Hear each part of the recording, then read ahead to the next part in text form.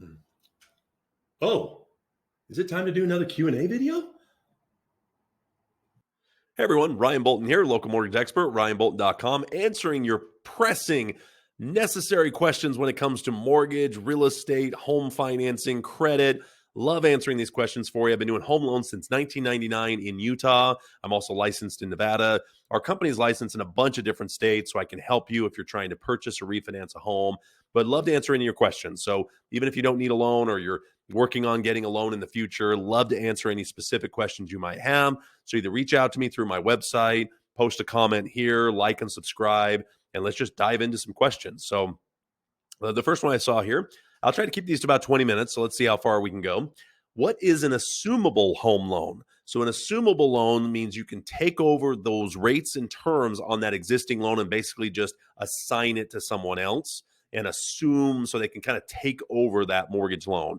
Now, these haven't been very popular for years because interest rates were so low, people could just get a better interest rate or just get a loan that was cheaper. Now that interest rates have moved up, it is something where if you have an FHA loan, you can literally, that person can assume that loan, assume that interest rate, assume those payments and terms without having to buy it or go to today's interest rate. So I think assumable loans are going to kick up a lot because people will be able to sell their interest rate with the property. So that is going to be something that's going to be pretty interesting. The only assumable loans are FHA loans. There is some other ones out there, but they're extremely rare. The only ones you're really going to see that are assumable are FHA loans. I also saw this a lot with family members. You'd have a family member, a son or daughter, a husband, wife, or something like that, that would just, a kid or somebody else would just assume the loan and kind of take it over. So that's another feature of this particular loan. So assumable loans are somebody can just assume your loan. The next one is, can 3 people get a home loan? Yes. I've actually done a loan where there were 6 people on one loan. It was a husband, wife, a kid, a mother-in-law. It was a bunch of people to get them all qualified. They're all moving into this big house. So it's pretty rare. I'd say the average is probably 2. I almost always 2. It's very rare you even see 3 or 4. But there isn't a restriction on how many people need to be on the loan. The trick is whoever has the lowest credit score is the one they're going to base the interest rate, the mortgage insurance. A lot of the guidelines are going to be based on whoever has the lower score of all the borrowers on the file. So it is something where if you've got 3 people that are all 720 and somebody is a 680, it's not like they average the credit scores. They're going to take the lowest credit score, the lowest middle score. Sorry. So they pull all 3 credit bureaus. You're going to take the middle credit score and then the lowest of anybody on the credit. So you also see this even with husbands and wives. You got a wife that's got a 900 credit score because she doesn't have any credit in her name, doesn't pull a lot of inquiries. She's not the primary, where the husband might have just a lot more debt in his name and his score is usually lower. It's not an age or gender thing. It's simply that there's more times the husband's credit gets pulled. There's more debts in his name. There's more time that typically that he is the primary borrower and the wife's a co-signer or maybe a housewife and just doesn't have all the income and the debts in her name. So typically you're going to see the men usually have lower credit scores, or at least the breadwinner, I really should say. The person making the most income typically becomes the primary. But there's no real restriction on how many people can be on the loan. There just might be benefits to add more people, more income, more assets, more qualify for a bigger house or something if you have more people on the loan. Next one, if you transfer your home loan, what happens to the loan? So the question here is kind of interesting because it says, if you transfer your home loan.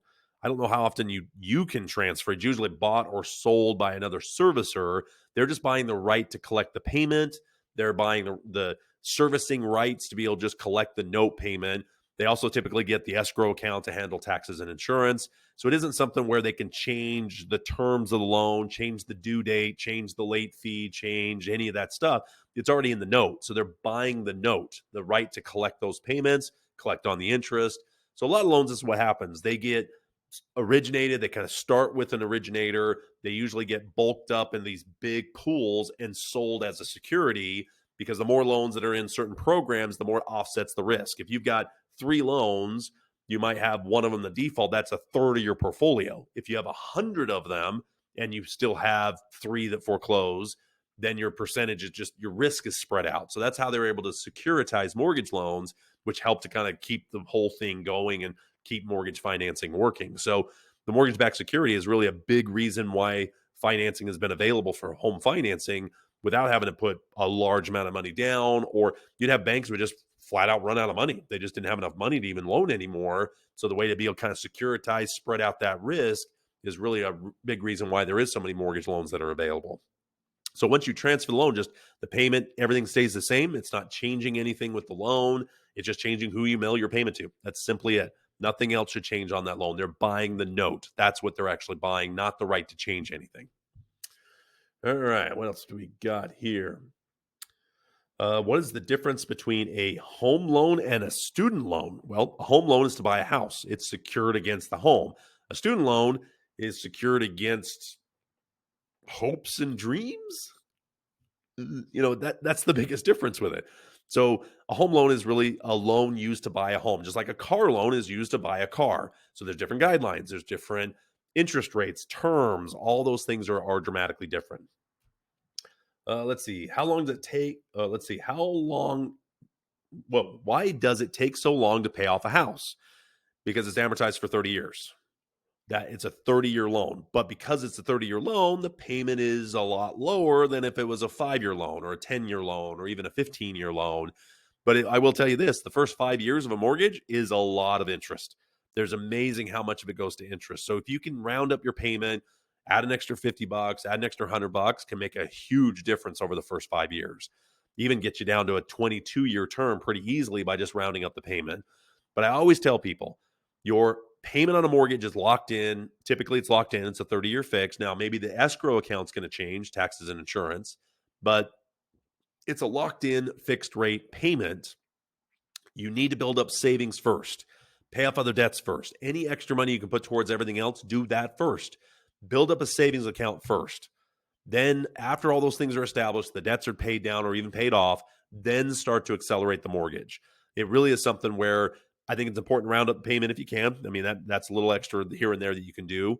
But if you're rounding up your payment extra and you don't have an emergency fund, you have to borrow credit at 20% or 30% on a credit card, you're far better off to not be accelerating your mortgage until you're set up with your budget, set up with your savings.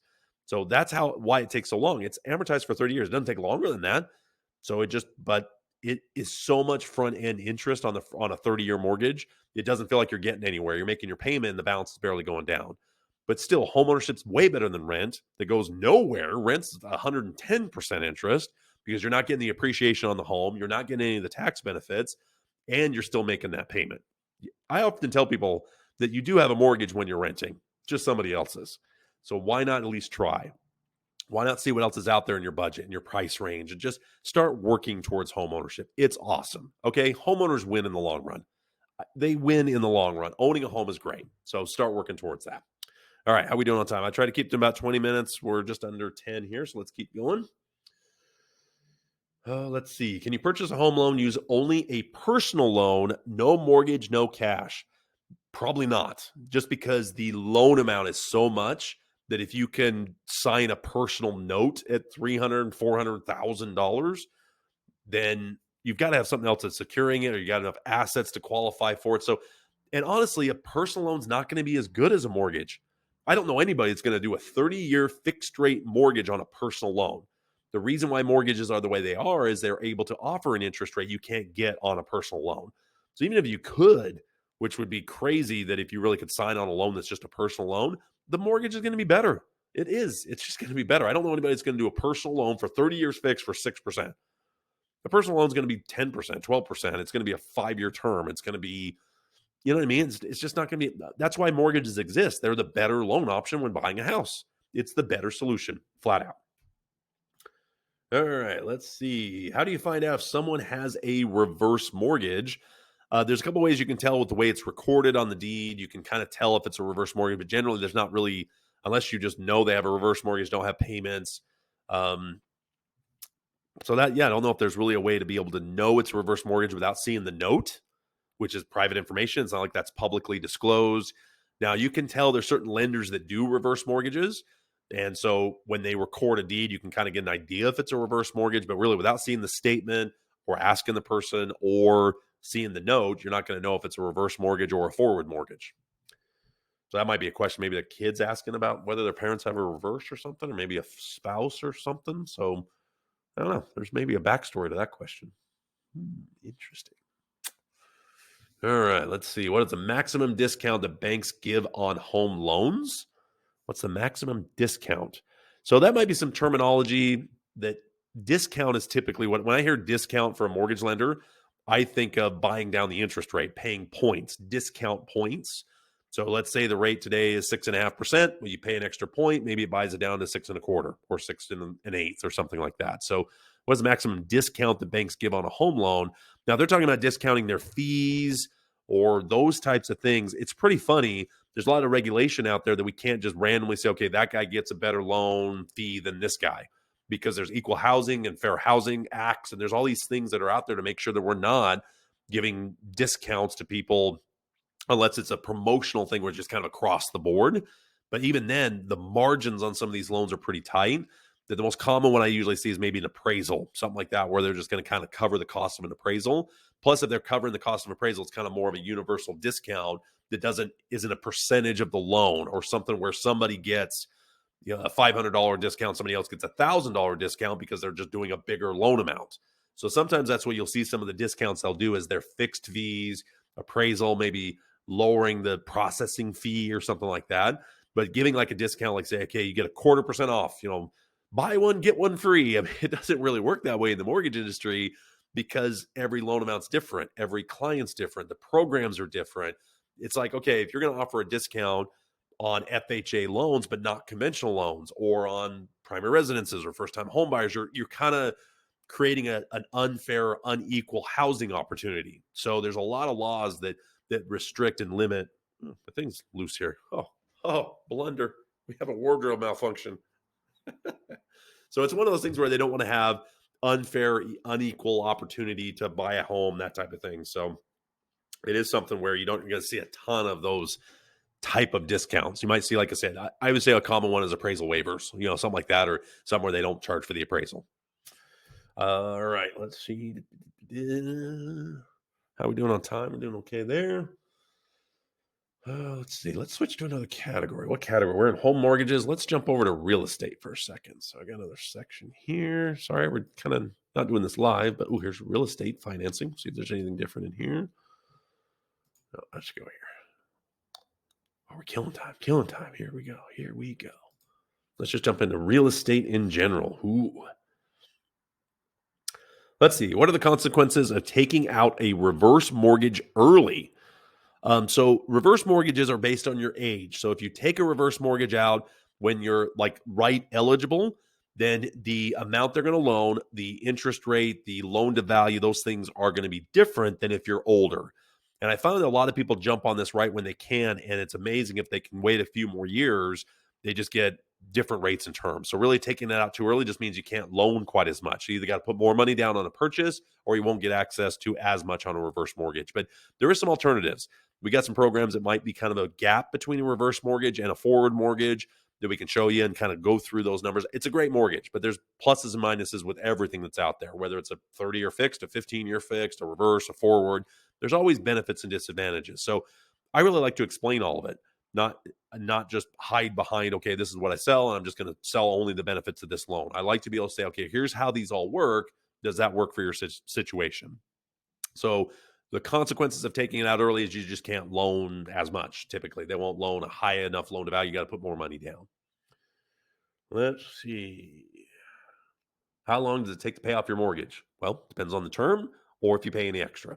So if it's a 30-year loan, if you make the minimum payment, it'll pay off in 30 years. If you pay extra, it'll reduce it.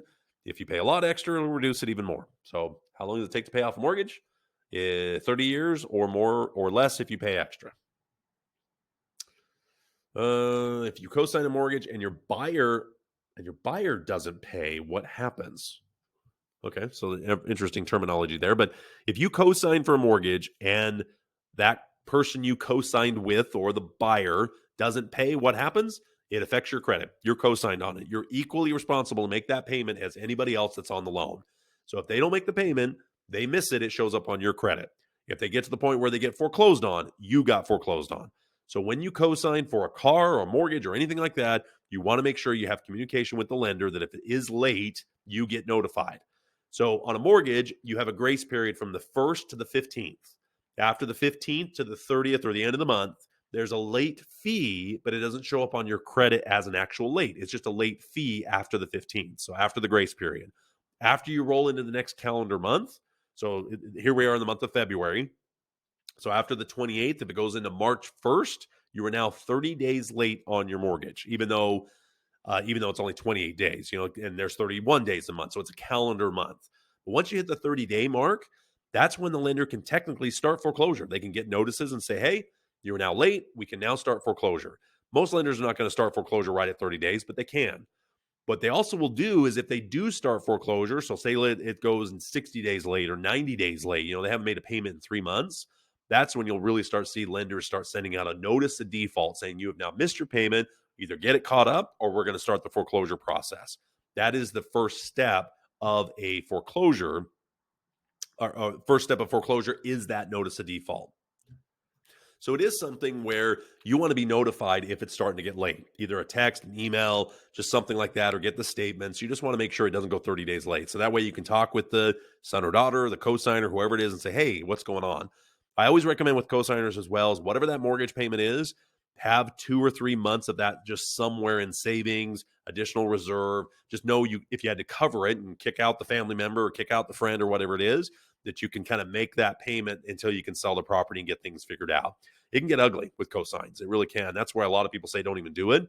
But at the same time, it can really make a big difference on the rate and term your friend or family member can get.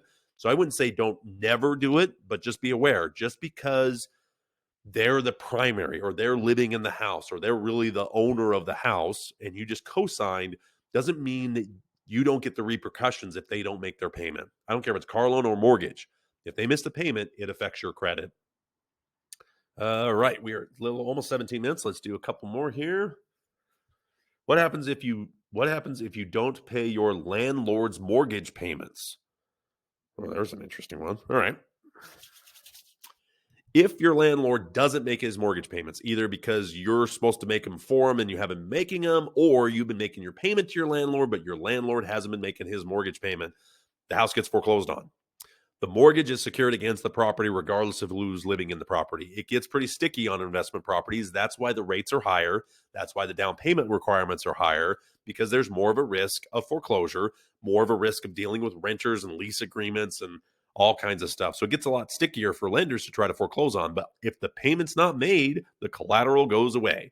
And if the collateral is the mortgage or the home, the mortgage company is going to get their investment back. They loaned $300,000, $400,000, whatever it is.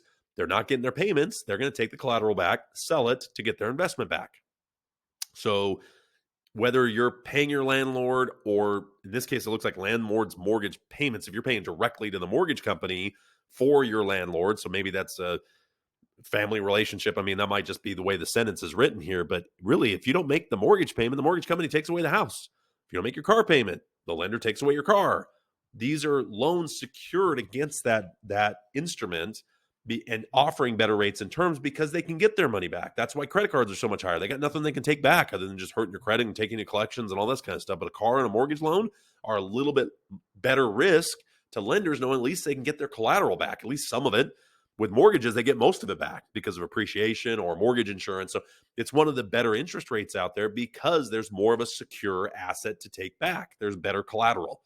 So it is something, if you don't make your mortgage payment or your landlord doesn't make the mortgage payment, even if you're paying your payment, you can still lose the house. That's really how it works. All right, we can do one more here. Let's see. Can one person buy a house, another person pay it off in full?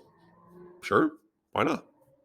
Can one person buy a house and another person pay it off in full? Yes. Yes, they can gift. They can be on. I mean, there's some moving parts there, but yes, the short answer would be yes.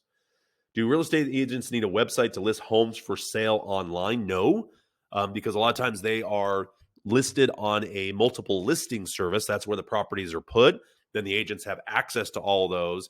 But generally, I don't know a single agent that doesn't post their listings on some sort of website, whether it's theirs or the broker's website. I mean, it's just websites are where every business is nowadays, and especially real estate agents. So you don't have to have one to list a property, but if you want to get it as much exposure as possible, you at least want to post it on a website. Now, some of these agulators We'll have like Zillow and other stuff will pull these multiple listings to try to pull some data and do that kind of stuff. But it is something where I would say most of them, they don't need it, but I don't know why you wouldn't have it. It's just one of the other tools available to get exposure for the house.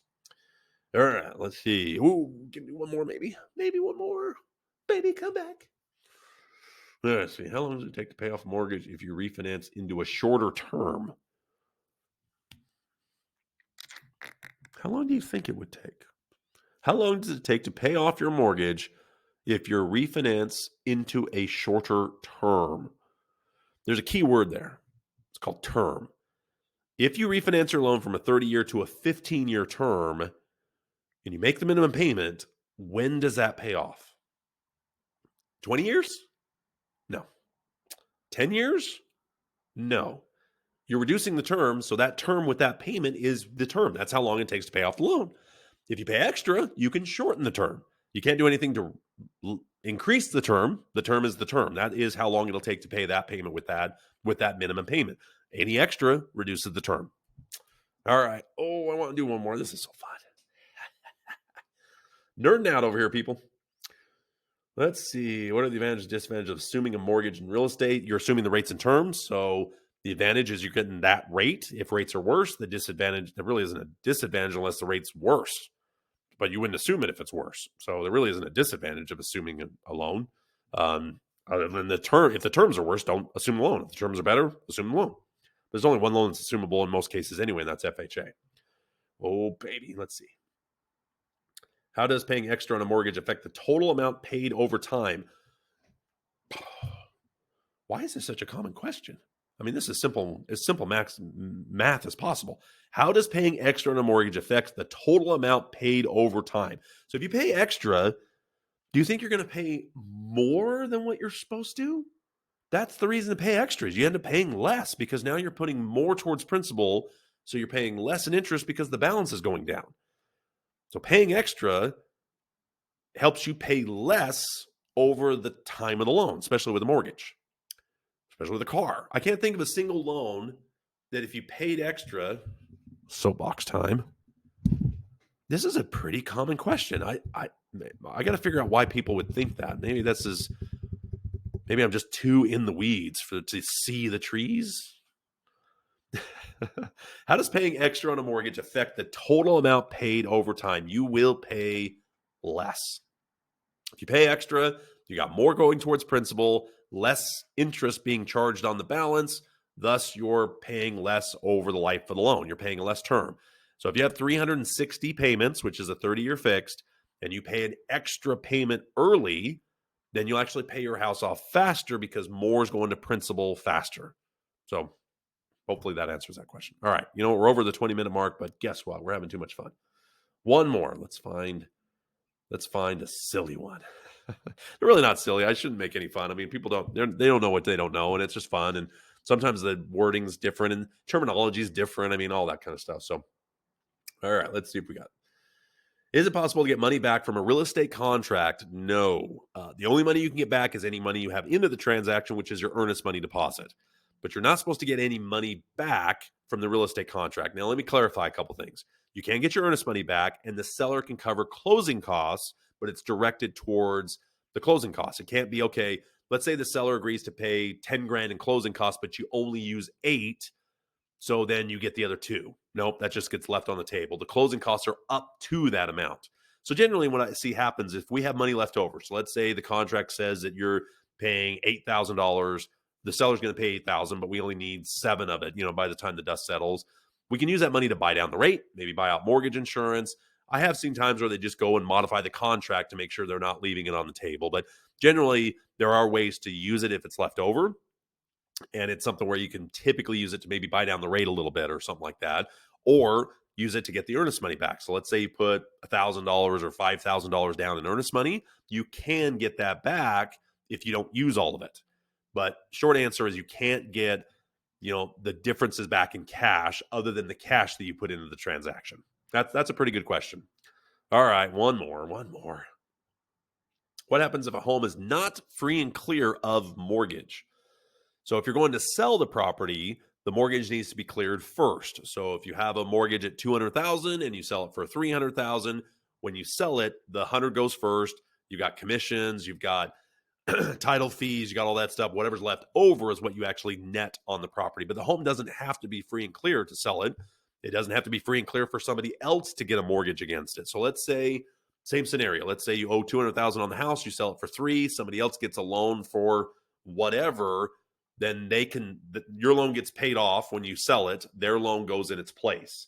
So that's part of the title company's job, is to release the owner, put the title insurance, so all that stuff happens to make sure that old lien is released, the old owner is gone, the new mortgage is put in its place. They literally happen like almost instantaneous. Recording kind of does them almost instantaneous. There's only minutes at most where neither lien is on the property, where it's actually free and clear temporarily, just for a second, when the one lien is released. And so that's part of the process of the title company to handle it. But it is something where the home doesn't have to be free and clear to sell it or refinance it or buy it or sell it. But whatever that loan balance is needs to be paid off with the proceeds of the sale or the refinance. That's where you have the term short sale. There was a time where people were selling the homes for less than the mortgages, so they had to work with the lender on the difference. They had to have the lender agree to take less. I mean, there was a lot of things that were happening during that short sale wave, which we're not really seeing at this time. But that's really a good question there, that doesn't have to be free and clear to sell it. And doesn't matter if you have a mortgage, you can still sell your property. The new mortgage that the person has will pay that one off, and there's just a process to it. So, okay, 26 minutes. We're a little over time, but I really enjoy doing these videos. Click, subscribe, comment, post your questions. I love to get to them in future videos. Really enjoy what I do for a living. If you need help buying a home, I'd love to help you. We can help you in almost every state. I'm licensed in Utah and Nevada, but our company has licensees all over almost most of the country. So if you have any questions, comments, concerns, please post them. Check out my website. You can schedule an appointment to talk with me, meet in my office, or just have questions. Just call me up and I'd love to answer your question. I really love what I do for a living and love the chance to help you buy a home or refinance. So I hope you have a wonderful day, and we'll see you next time.